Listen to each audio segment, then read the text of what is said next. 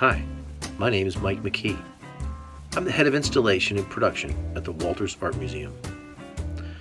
I've been at the Walters for over 25 years now, and during this time, it's been my responsibility to care for the collection, both in storage and in the galleries, as well as any time the movement of artwork occurs. The Walters has a vast collection.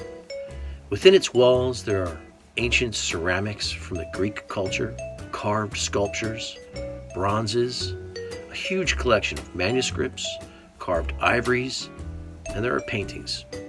Some of the paintings are rather large. These large paintings present their own challenge in moving. Some of them have very ornate frames. Like, for example, the 16th century painting by Veronese of a countess and her daughter. This painting is 4.5 feet wide by 7 feet high. It's got an ornate frame that has protrusions that extend beyond the edge that make it a challenge to move. Often when it's time to move one of these paintings, I might draw a storyboard to show the different steps involved in taking the painting from a cart to the wall. I'd like to share with you one of these storyboards today. Here's how I do the storyboard. These are illustrations. When hanging a large painting, you're going to use an L hook for the screw eye to attach to when it's on the wall. First thing you're going to want to do is check these screw eyes in the back of the painting to make sure they are tight. You don't want them to twist one way or the other, and that way you know you've got a nice bite into the wood.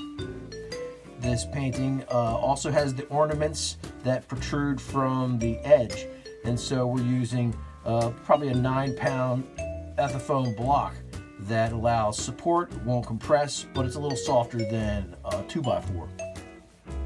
We're also going to be laying this painting, it's going to be resting on this angled bracket that is lined with felt to diminish any abrasion that would occur onto the painting's frame. So once you get all your apparatus together and you know you are good to go, you're going to want to measure up from the bottom of the floor to the bottom of the bracket, and basically then measure from the bottom of the bracket up to where the screw eye is in the back of the painting. And this then allows you to line up where all your fittings on the wall want to be and how they relate to one another. Because what you ultimately want to have happen is once you get your painting on the lift and you're up and you're lowering it down, what you want is for that screw eye to rest right on the L hook, and at the same time the bottom of the painting to rest on the bracket. Once you have all your hardware attached to the wall, you're going to want to get your guys to have the painting on the lift. The painting on the lift is then rolled into the space closest to where it wants to be. At the museum, we're using a manual crank lift, so that once the painting is lined up with the wall and the bracket, you're going to want to start cranking that up. There will be art handlers on ladders. They're going to be holding on to the painting.